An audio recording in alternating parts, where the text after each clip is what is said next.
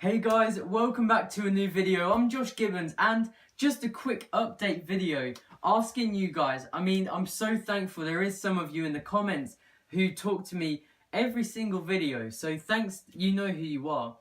But should I do live videos?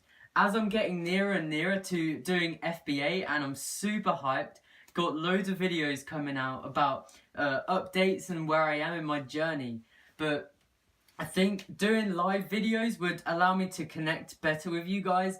I could give out value and I could also give live, up-to-date updates rather than you watching pre-recorded videos of updates. You could get to know me, like literally on the day. And I think I'd like to start doing live videos, but I'd love to get your opinion and see what you want me to do.